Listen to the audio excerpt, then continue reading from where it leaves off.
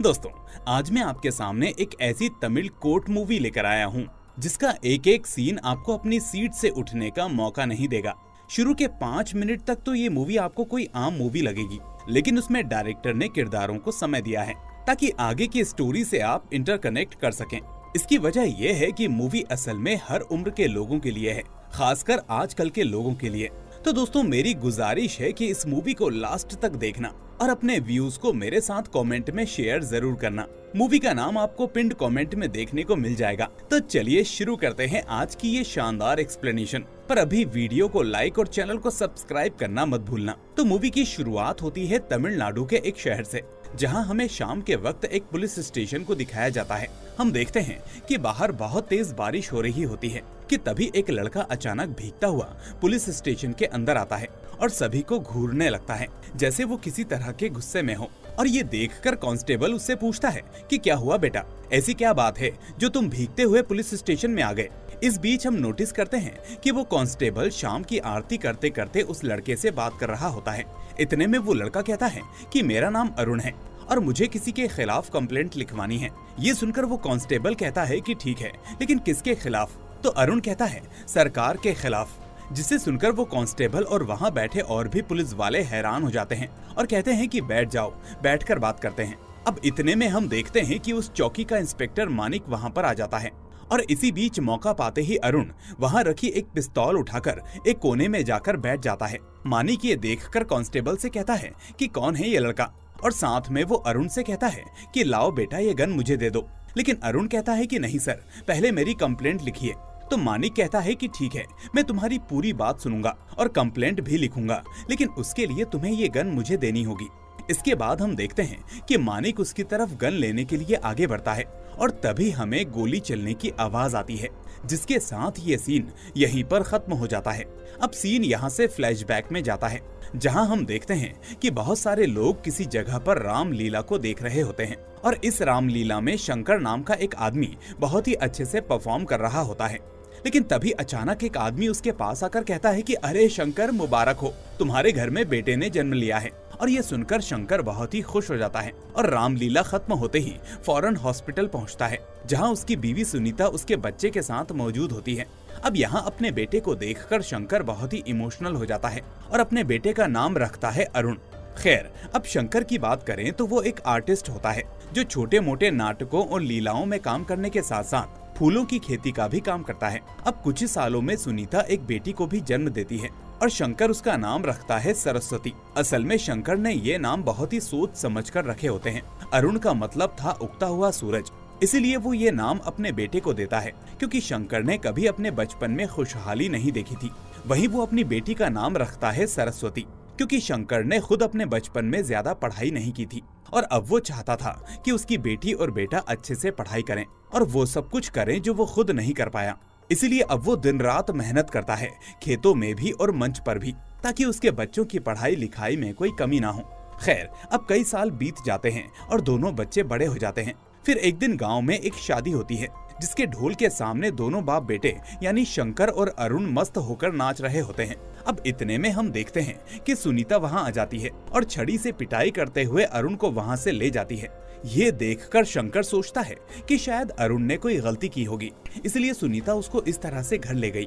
लेकिन जब शाम को एक नौटंकी में काम करने के बाद शंकर अपने घर पहुंचता है तो वो देखता है कि सुनीता उस वक्त भी अरुण पर काफी चिल्ला रही होती है, क्योंकि वो उससे नाचने गाने के लिए मना कर रही होती है। अब ये देखकर शंकर उससे कहता है कि सुनीता, क्या हुआ, तुम इतने गुस्से में क्यों हो, आखिर वो आज शादी में नाच ही तो रहा था। तो ये सुनकर सुनीता और गुस्से में आ जाती है और कहती है कि ये सब तुम्हारी वजह से हो रहा है। खुद तो मंच पर जाकर नाचते गाते हो और अब अपने लड़के को भी वैसा ही बना रहे हो। वो कहती है कि मैंने तुमसे कहा था कि इसका एडमिशन किसी इंग्लिश मीडियम स्कूल में करवा देते हैं, लेकिन तुमने मेरी नहीं सुनी। ऊपर से ये तुम्हारे साथ रह रहकर तुम्हारे जैसा ही बनता जा रहा है। जरा देखो इसके पिछले इम्तिहानों के नंबर्स, जो बिल्कुल भी अच्छे नहीं हैं। अगर ये ऐसे ही तुम्हारी तरह नाचता गाता रहा तो अपनी जिंदगी में कुछ भी बड़ा नहीं कर पाएगा। इसलिए मैं तुम्हारे हाथ जोड़ती हूँ कि इसको अपनी चीजों से दूर रखो, वरना मैं ये नहीं देख पाऊंगी कि जैसे मैंने तुम्हारे साथ जिंदगी काटी है वैसे ही मेरे बच्चों को भी काटनी पड़े। अब ये सुनकर शंकर बहुत ही हर्ट हो जाता है और चुपचाप एक जगह जाकर बैठ जाता है। इस वक्त उसकी आंखों में आंसू होते हैं, लेकिन बच्चों के सामने होने की वजह से वो रो नहीं पाता। अब इसके बाद जब सभी लोग सो जाते हैं तो शंकर एक आग जलाता है और अपने नाटक के सारे कपड़ों को उसमें जलाने लगता है। जलाते जलाते वो उस आग के सामने हाथ जोड़ता है और कहता है कि मैं अपने उन गुरुओं से माफी मांगता हूँ जिन्होंने मुझे ये कला सिखाई, लेकिन अब मैं इस कला को हमेशा के लिए त्याग रहा हूँ। इसी बीच उसके बच्चे और सुनीता भी उसकी आवाज सुनकर बाहर आ जाते हैं और सुनीता भी ये देखकर बहुत इमोशनल होते हुए कहती है कि मुझे माफ कर दो, मैंने आज बहुत ज्यादा बोल दिया। लेकिन शंकर कहता है कि तुम्हें माफी मांगने की जरूरत नहीं है, तुमने तो वही कहा जो अरुण के लिए सही था। अब मैं भी इस बात का ख्याल रखूंगा और अरुण भी तुम्हें अच्छे नंबर्स लाकर दिखाएगा। और उसके बाद हम देखते हैं कि ठीक ऐसा ही होता है। धीरे धीरे अरुण पढ़ाई में अच्छे नंबर्स लाने लगता है और शंकर भी अपने दोनों बच्चों की पढ़ाई पर पूरा ध्यान देता है। देखते ही देखते अब अरुण 10th क्लास में भी पहुंच जाता है और अपने सारे एग्जाम्स को बहुत ही अच्छे से देकर आता है। और इसके बाद जब एग्जाम के रिजल्ट्स का दिन आता है तो शंकर देखता है कि उसके घर के बाहर कई लोगों की भीड़ जमा हो गई है, लेकिन अभी तक उसे कुछ समझ में नहीं आता कि ये सब चल क्या रहा है। पर इतने में अरुण के प्रिंसिपल कुछ टीचर्स के साथ वहाँ पर आते हैं और शंकर से कहते हैं कि आज अरुण ने हमारे स्कूल के साथ साथ आपका नाम भी रोशन कर दिया है, वो पूरे शहर में सबसे अव्वल नंबरों से पास हुआ है। ये सुनते ही शंकर के होश उड़ जाते हैं, जैसे उसकी बरसों की मेहनत पूरी हो गई हो। और इतने में वहाँ मीडिया वाले भी आ जाते हैं जो अरुण का इंटरव्यू लेने लगते हैं। अब वो अरुण से पूछते हैं कि वो क्या बनना चाहता है, तो अरुण कहता है कि मैं एक डॉक्टर बनना चाहता हूँ। अब ये सब सुनकर दूर खड़ा शंकर अपने बेटे पर फक्र महसूस करने लगता है और अब उसे समझ में आता है कि अरुण की असली मेहनत अब शुरू हुई है। खैर, तभी हम देखते हैं कि एक बहुत ही बड़े कॉलेज का डीन वहाँ पर आता है जो शंकर से आकर कहता है कि हमारा कॉलेज इस शहर का सबसे नामी कॉलेज है, इसलिए हम चाहते हैं कि आप अपने बेटे को हमारे कॉलेज में दाखिला दिलवा दो और इसके आगे की पूरी पढ़ाई का खर्चा हमारा कॉलेज ही उठाएगा और ये हमारा आपसे वादा है। और ऐसा कहकर वो अपने एक आदमी को वहाँ छोड़कर चला जाता है। साथ ही जाते जाते शंकर से कह जाता है कि आगे दाखिला के लिए ये आपकी मदद करेंगे। अब उसके जाते ही वो आदमी शंकर को एक फॉर्म दिखाकर कहता है कि चलिए सर, अरुण का एडमिशन फॉर्म भर लेते हैं। लेकिन शंकर कहता है कि नहीं सर, अभी मैं इस फॉर्म को नहीं भर सकता क्योंकि आपका स्कूल इंग्लिश मीडियम है, जबकि मेरा बेटा अरुण हिंदी मीडियम से पढ़ा लिखा है, इसीलिए मैं कुछ दिन का इंतजार करके और सोच समझकर आपको जवाब दूंगा। अब ये सुनकर वो आदमी कहता है कि बड़े अजीब आदमी हो, एक तो तुम्हें अपने बच्चे को ऐसे स्कूल में पढ़ाने का मौका मिला है जहां तुम्हारी हैसियत भी नहीं है, फिर भी तुम्हारे इतने नखरे हैं। तो शंकर कहता है कि ऐसी बात नहीं है सर, लेकिन मैं शिक्षा को अच्छे स्कूल से नहीं कंपेयर करता, क्योंकि जरूरी नहीं जो स्कूल दिखने में अच्छा हो वहाँ पढ़ाई भी अच्छी हो। अगर ऐसा ही होता तो मेरा नहीं, आपके स्कूल का बच्चा इस शहर में फर्स्ट आता। अब ये बात सुनकर वो आदमी थोड़ा सा खिसिया जाता है और शंकर को अनाप शनाप बोलने लगता है, जिस वजह से उसके और शंकर के बीच झड़प हो जाती है और फिर वो आदमी वहाँ से चला जाता है। फिर अगले दिन हम देखते हैं कि जब शंकर सुनीता के साथ मिलकर अपने फूलों को साफ कर रहा होता है, तभी एक कांस्टेबल आकर उससे कहता है कि शंकर जल्दी से चौकी चलो, साहब ने तुम्हें बुलाया है। ये सुनकर शंकर और सुनीता चौंक जाते हैं और सोच में पड़ जाते हैं कि आखिर उसे क्यों बुलाया गया है। खैर, अब शंकर उस कांस्टेबल के साथ चला जाता है, जबकि सुनीता और गांव के बाकी लोग उनके पीछे पीछे चौकी पहुंच जाते हैं। अब चौकी में हम देखते हैं कि शहर का एमएलए पहले से ही वहां मौजूद होता है, जिसे कांस्टेबल बताता है कि सर अभी आने ही वाले हैं, इसलिए मंत्री जी आप थोड़ा इंतजार करिए। तभी चौकी में इंस्पेक्टर मानिक की एंट्री होती है, जो अपने केबिन में आकर बैठता है और पूछता है कि बताइए एमएलए साहब, क्या दिक्कत है। तो एमएलए उससे कहता है कि इंस्पेक्टर, मैं इस शहर के सबसे नामी गिरामी कॉलेज का ट्रस्टी हूँ और जब मेरे कॉलेज के लोगों को अरुण नाम के होनहार लड़के के बारे में पता चला तो वो उसके फ्री एडमिशन के लिए उसके घर गए थे, लेकिन वहाँ सभी के सामने अरुण के बाप यानी शंकर ने मेरे आदमियों के साथ मारपीट की है। इसलिए मैं चाहता हूँ कि अब तुम शंकर को मेरी कंप्लेंट के बेसिस पर अरेस्ट कर लो और साथ में उसके बेटे अरुण का कहीं पर भी एडमिशन ना हो पाए ऐसे अरेंजमेंट्स कर लो। इसके बाद वो एमएलए मानिक को एक लेटर दिखाते हुए कहता है कि ये पेपर मेरे वकील ने तैयार किया है, इसमें वो सभी धाराएं हैं जिसके आधार पर तुम शंकर को अरेस्ट कर सकते हो, इसलिए इस पर साइन कर दो और आगे का काम शुरू करो। अब ये सुनकर मानिक फौरन एमएलए से कहता है कि एमएलए साहब, अरुण असल में इस शहर का टॉपर है, इसलिए अपने कॉलेज में एडमिशन दिलवाने से उल्टा आपको ही फायदा होगा। तो शंकर की मर्जी है कि वो अपने बेटे का एडमिशन कहीं भी कराए। और रही बात कंप्लेंट की, तो इस वक्त शंकर उल्टा आप पर केस कर सकता है, क्योंकि आपके आदमी ने जबरदस्ती उससे एडमिशन की जिद की और फिर अनाप शनाप बोलकर हाथापाई भी की। और इसमें उसके गांव के लोग गवाही भी दे देंगे। तो इस तरह मानिक अपने दिमाग को चलाकर एमएलए को डराते हुए कहता है कि क्या एमएलए साहब, आप एक छोटे से बच्चे के चक्कर में अपने करियर को दांव पर लगा रहे हैं। अभी आपको काफी दिन पॉलिटिक्स में रहना है। ये सब छोड़िए, मैं उस लड़के के पिता से बात कर लूंगा। अब एमएलए के समझ में आ जाता है कि मानिक सही कह रहा है, जबकि ये असल में मानिक की चाल थी, क्योंकि वो एक ईमानदार ऑफिसर था और उसने भी आज अरुण के बारे में मीडिया में देखा था, इसलिए वो उसके साथ गलत नहीं कर सकता था। खैर, अब एमएलए वहाँ से चला जाता है, जिसके बाद शंकर और सुनीता मिलकर मानिक को इस सब के लिए थैंक यू बोलते हैं और वहाँ से चले जाते हैं। अब इसके बाद शंकर अपने खेत में और मेहनत करने लगता है ताकि अरुण की आगे की पढ़ाई के लिए पैसा इकट्ठा कर सके। वहीं अरुण भी बहुत लगन से पढ़ाई में लगा रहता है ताकि वो अपने पिता का नाम रोशन कर सके। खैर, अब एक दिन शंकर अपने फूलों की डिलीवरी के लिए अपने एक कस्टमर के पास जाता है और वहाँ वो देखता है कि वो कस्टमर अपने बेटे को ट्यूशन फीस दे रहा होता है। अब बातों ही बातों में वो कस्टमर उससे पूछता है कि शंकर, मैंने अखबार में तुम्हारे बेटे के बारे में पढ़ा है, तुम्हारा बेटा सच में बहुत होनहार है, आखिर तुम उसे कहाँ ट्यूशन देते हो? तो शंकर कहता है कि मेरा बेटा ट्यूशन नहीं पढ़ता, वो खुद ही सारी चीजें हल कर लेता है। पर तभी वो कस्टमर कहता है कि अरे तुम ये गलती मत करो, असल में कई बच्चे होशियार होते हैं लेकिन ट्यूशन ना पढ़ने की वजह से उन्हें सही गाइडेंस नहीं मिल पाती और फिर वो एग्जाम में 1 या 2 नंबर से रह जाते हैं, इसलिए तुम भी उसे ट्यूशन पढ़ाओ। अब ये चीज शंकर के दिमाग में घर कर जाती है कि कहीं अरुण 1 या 2 नंबर से ना रह जाए, इसलिए वो अगले ही दिन अरुण को लेकर शहर के सबसे अच्छे और नामी ट्यूशन सेंटर पर जाता है। अब वहाँ वो उसके एडमिशन की बात करता है तो अरुण के मार्कशीट्स देखकर वो आदमी कहता है कि आपका बेटा तो बहुत होशियार है, हम ऐसे बच्चों के लिए अलग से डिस्काउंट देते हैं। वो कहता है कि अरुण के अच्छे मार्क्स की वजह से हम उसकी फीस में से 20,000 रुपए कम कर रहे हैं, इसलिए अब सिर्फ आपको उसके साल के ट्यूशन के लिए 1.5 लाख रुपए ही जमा करने होंगे। ये सुनकर शंकर के होश उड़ जाते हैं, क्योंकि उसे उम्मीद थी कि ये काम 10 से 20,000 रुपए में हो जाएगा। इसलिए वो उस आदमी से कहता है कि सर, मैं एक किसान हूँ और मेरे बेटे ने बहुत मुश्किल और मेहनत से ये पढ़ाई की है, ये मुकाम हासिल किया है, इसलिए आप प्लीज थोड़ी कृपा करें और उसकी फीस को और कम कर दें। लेकिन वो आदमी कहता है कि मैं अरुण के नंबर्स देखकर अपने आप ही फीस में छूट दे चुका हूँ, इसलिए इससे कम करना मेरे बस में नहीं है, आप चाहें तो कहीं और बात कर लें। ये सुनकर शंकर समझ जाता है कि सभी जगह पर ऐसे ही फीस चलती होगी, इसलिए अब वो पैसा इकट्ठा करने के बारे में सोचने लगता है ताकि अरुण को वहाँ ट्यूशन दिलवा सके। इसके बाद शंकर एक बहुत बड़ा फैसला लेता है और अपने खेत की जमीन को गिरवी रखकर अरुण को ट्यूशन क्लासेस में दाखिला दिलवा देता है। खैर, इसके बाद अरुण और भी ज्यादा मन लगाकर पढ़ाई करने लगता है और उधर शंकर भी अपने खेत में खूब मेहनत करने लगता है। फिर एक दिन जब शंकर घर आकर टीवी देख रहा होता है तो न्यूज में बच्चों की खुद को मारने वाली खबर चल रही होती है।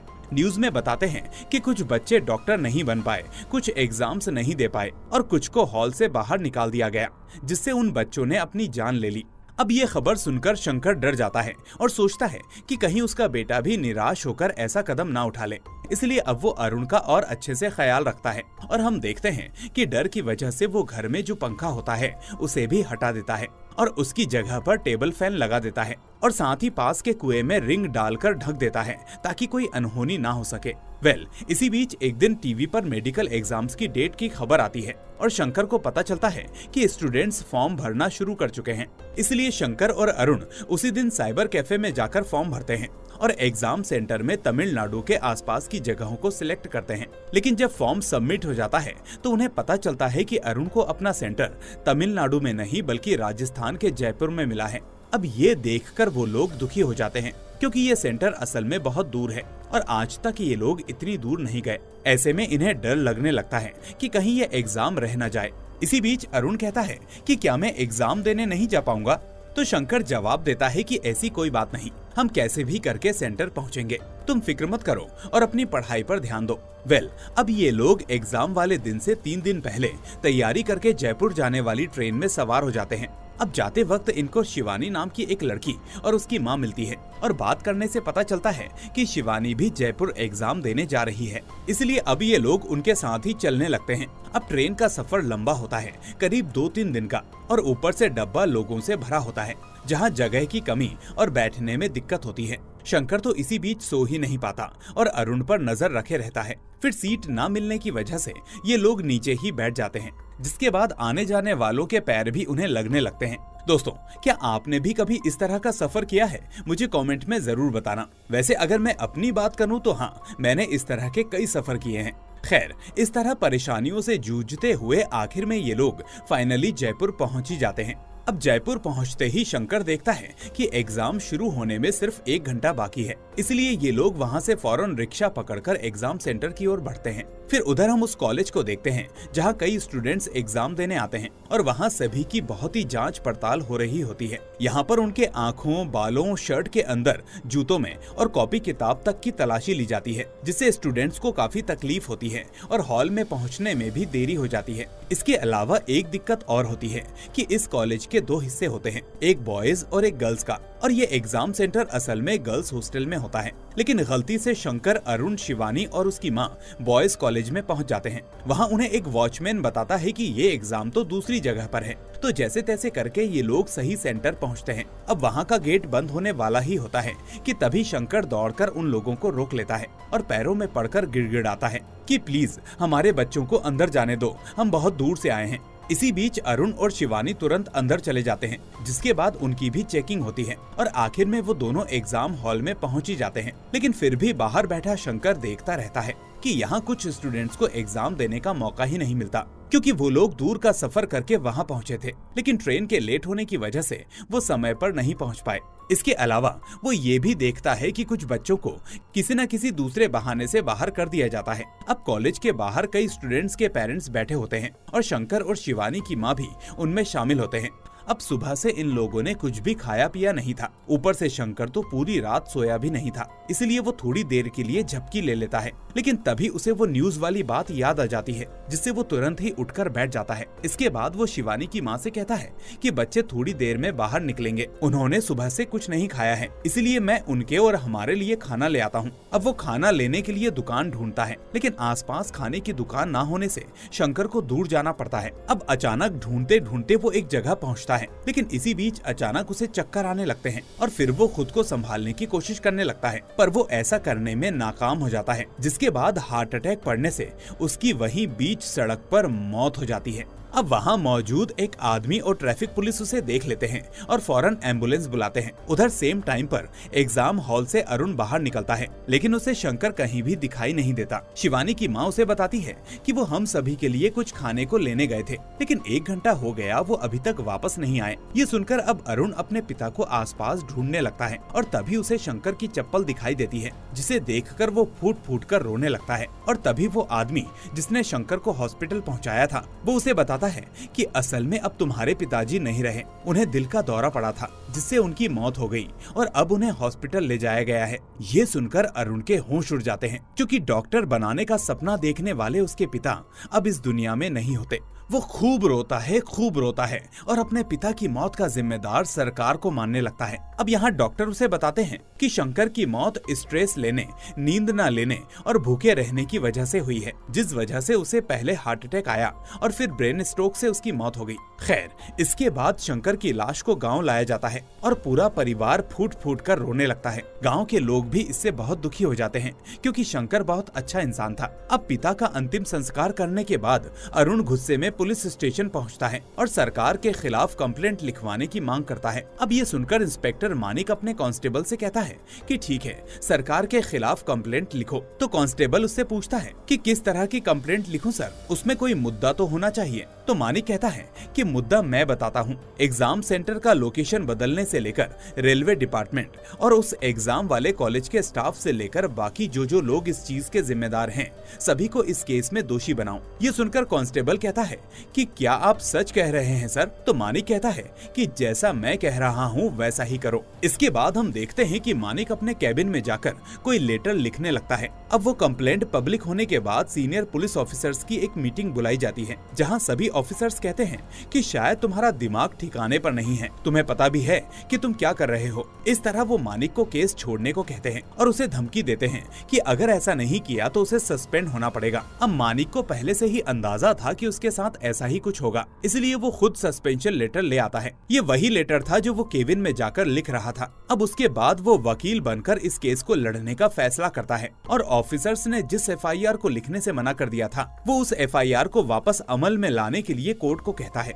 इस तरह अब मामला कोर्ट में चला जाता है और बहस शुरू हो जाती है। यहाँ सरकार का वकील कहता है कि जज साहब, ये केस महज अदालत का समय खराब करने के लिए है, क्योंकि शंकर की मौत नेचुरल थी। ये रहा उसका डेथ सर्टिफिकेट। वो कहता है कि तमिलनाडु से राजस्थान तक कई स्टूडेंट्स वो एग्जाम देने गए थे, लेकिन उन्हें कोई दिक्कत नहीं हुई, तो एक लड़के के कहने पर हम ये केस कैसे दर्ज करें। वो कहता है सरकार मानती है कि अरुण के पिता की मौत हुई, इसलिए सरकार ने उन्हें 5 लाख रुपए भी दिए हैं। तो ये सुनकर मानिक फौरन कहता है कि अगर सरकार की कोई गलती नहीं तो आखिर परिवार को 5 लाख रुपए क्यों दिए। शंकर को अपने बच्चों को पढ़ाने में इतनी परेशानियां झेलनी पड़ी। मेरे क्लाइंट को दूर का एग्जाम सेंटर मिला, रास्ते में टिकट होने के बावजूद ट्रेन में दिक्कत हुई, और इतना सब करने के बाद अगर बेटा पास नहीं हुआ तो उसकी जिंदगी में क्या होगा। यही सब सोचने से शंकर का मेंटल प्रेशर बढ़ गया और उसके साथ ये सब हुआ। तो वकील कहता है कि जज साहब, अगर सड़क पर मरने वाले कुत्ते के लिए भी कंप्लेंट करने लगे तो समझो कल्याण हो गया। लेकिन तभी कटघरे में खड़ा अरुण कहता है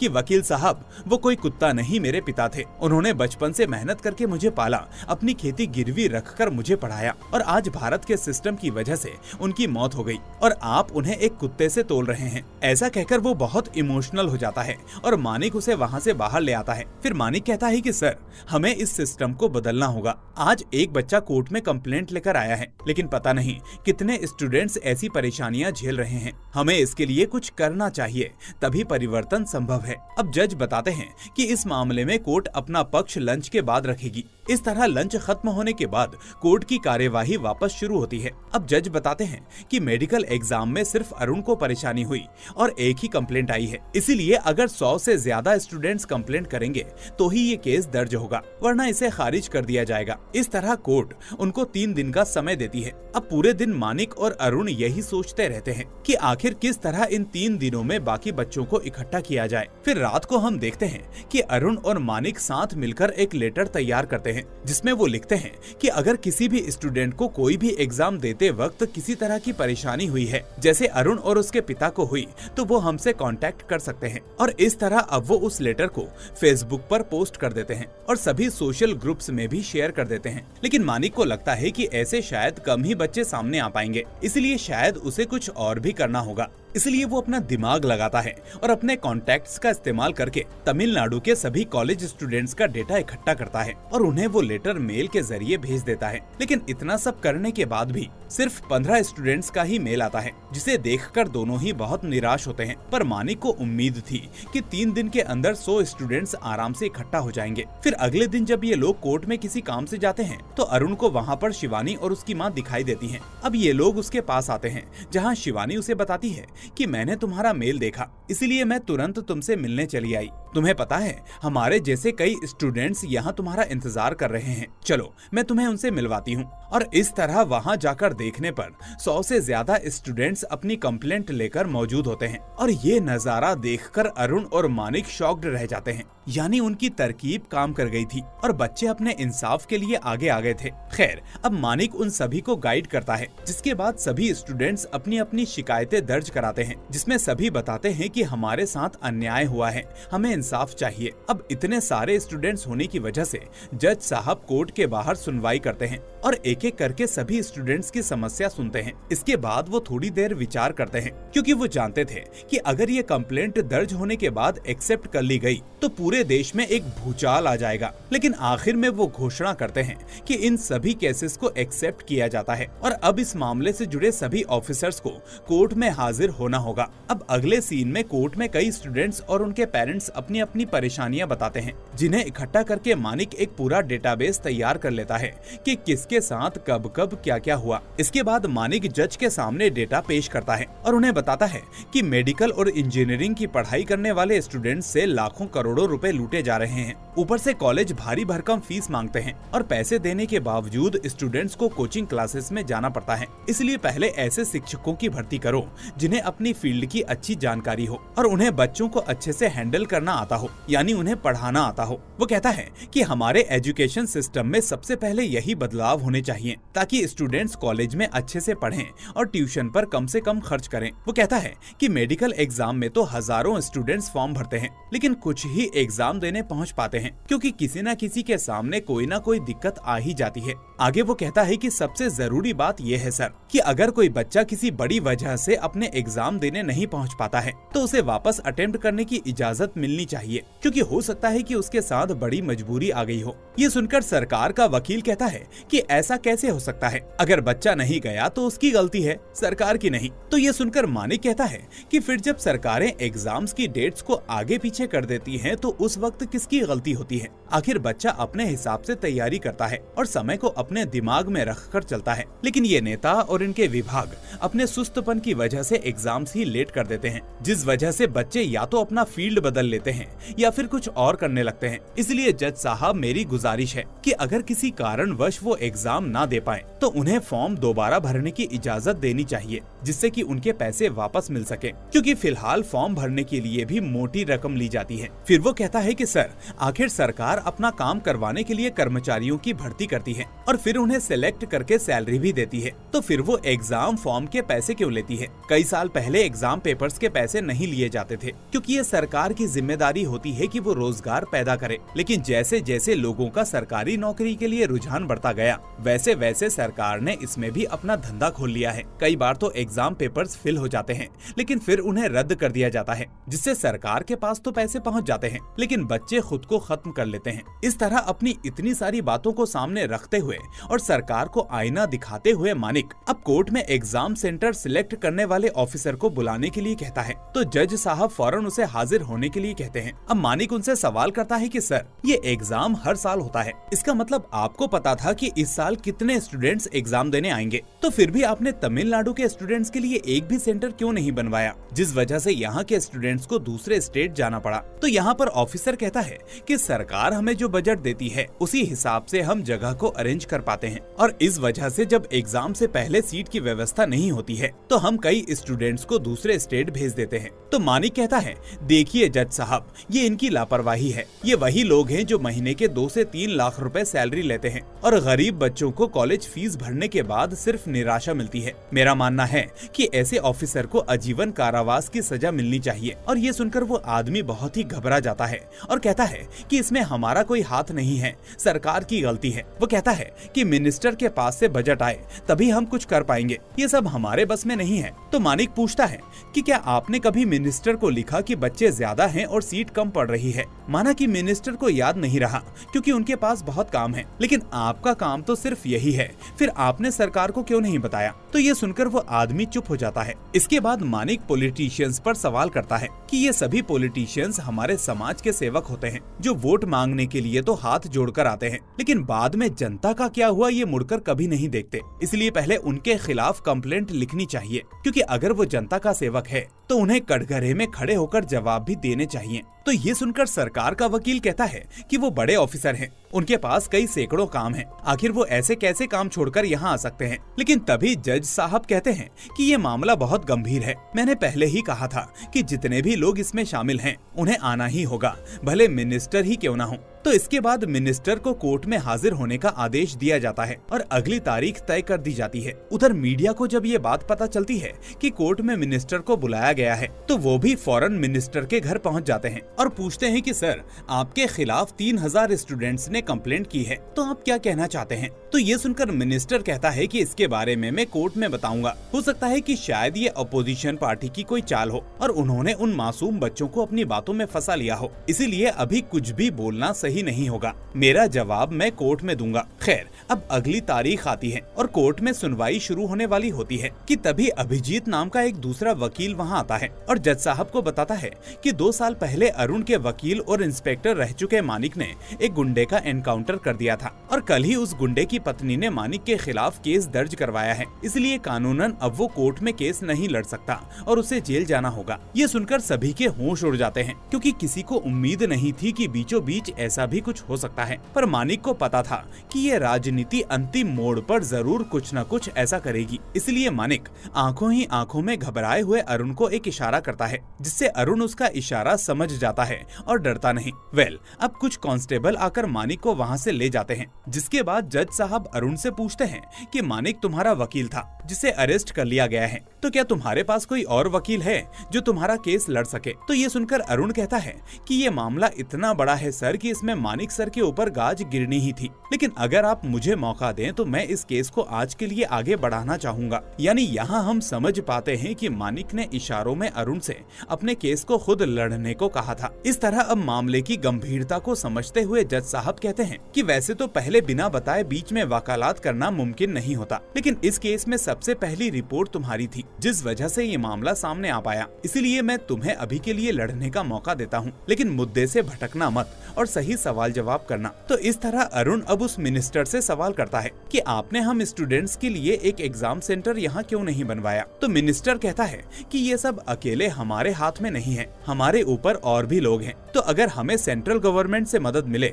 तभी कुछ हो सकता है। तो जज कहते हैं कि ये तो आपको पहले से सोचना चाहिए था कि स्टूडेंट्स पर मुसीबत आएगी, इसलिए आपको पहले से तैयार भी रहना चाहिए था, लेकिन फिर भी आपने कुछ नहीं किया। फिर अरुण मिनिस्टर से कहता है कि आप क्या बोल रहे हैं? आप लोगों के पास IPL क्रिकेट स्टेडियम बनाने के लिए पैसे होते हैं, हर चुनाव में नया नया प्रचार करने के लिए पैसे होते हैं, लेकिन सिर्फ एक बार पैसा लगने वाले सेंटर को बनवाने के लिए स्टेट के पास पैसे नहीं होते। अब इस बात पर वो मिनिस्टर थोड़ा चुप हो जाता है, लेकिन अरुण यहीं पर नहीं रुकता। वो कहता है कि चलिए मान लेते हैं कि आपको सेंट्रल गवर्नमेंट की हेल्प चाहिए थी, लेकिन अगर आपने सेंटर दूसरे स्टेट में रखे थे तो फिर आपको स्टूडेंट्स को वहाँ तक पहुँचाने के सही इंतजाम भी करने चाहिए थे। आपको पता है हमने बिना सोए बिना खाए मुश्किल से ट्रेवल किया, ऊपर से दोनों जगहों की भाषा अलग अलग होने की वजह से हमें बहुत दिक्कतें हुई। लोगों से मुश्किल से पता पूछकर हम एग्जाम सेंटर पहुँचे, लेकिन वो भी गलत निकला। अब आप ही मुझे बताइए कि क्या आप अपने बच्चों को ऐसे हालात में बाहर भेजेंगे? तो ये सुनकर भी मिनिस्टर चुप हो जाता है। अब जज साहब कहते हैं कि लोगों की समस्या दूर करने की क्षमता आप में नहीं है, तो उनके ऊपर राज करने का भी आपको हक नहीं है। ठीक है, आप फिलहाल यहाँ से जा सकते हैं। इसके बाद कोर्ट में बहस के लिए अगली तारीख दे दी जाती है। उधर उस एनकाउंटर में मरे गुंडे की बेटी अपनी माँ से कहती है कि माँ, हमें वो कंप्लेंट वापस ले लेनी चाहिए। वो रोते हुए कहती है कि मानिक सर हम जैसे बच्चों के लिए केस लड़ रहे हैं और आप इन लोगों के दबाव में आकर उन्हीं के खिलाफ केस डाल रही हैं।